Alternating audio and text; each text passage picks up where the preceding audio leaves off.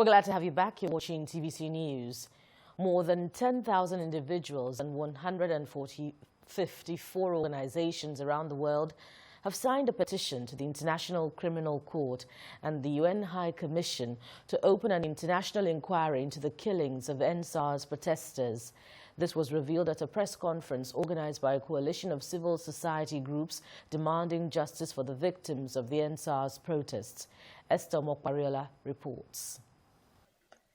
It is a month since the shooting at the Lekki toll gate after 2 weeks of protests by Nigerian youths demanding an end to police brutality by the country's special anti-robbery squad.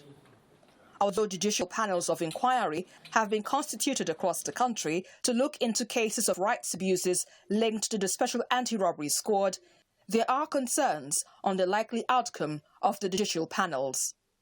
To this end, a coalition of civil society organizations says it has successfully collated signatures from 10,027 individuals and 154 organizations and have petitioned the ICC and the UN High Commission for Human Rights to institute an inquiry into the deployment of firearms against peaceful protesters at Lekki and the acts of human rights abuses that happened across the country since October the 8th.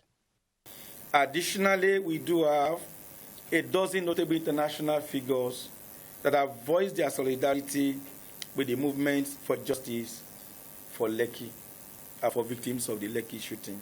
And among those signatories are two former UN Special Rapporteurs, several members of the United States Congress, professors from Cornell and Harvard University, and several others across the world. A lot of us saw under our full glare, we saw what happened on the 20th of October 2020. And thank God for real technology, real-time technology. Otherwise, they would begin to make you feel like you are insane. You will begin to doubt what you saw. In the meantime, it criticized the social media regulation bill debated in the National Assembly and the freezing of bank accounts belonging to some EndSARS promoters, saying it is an attempt to muzzle the right of free speech and peaceful protests of the ordinary citizen as guaranteed by the Nigerian Constitution. What we have seen so far, the increase in anti-poor policies. Now there's an increment of fuel price. Nobody can even think of going to the street to protest. And government wants to continue to put out those policies. And anytime you want to breathe or speak, they say, last time you did that, the entire Nigeria was burned down. We must not allow this narrative to fly. Even as the agitations for justice takes center stage in the quest to find a peaceful resolution, it is hoped that the future of the Nigerian youth will not be truncated on the altar of selfish interests.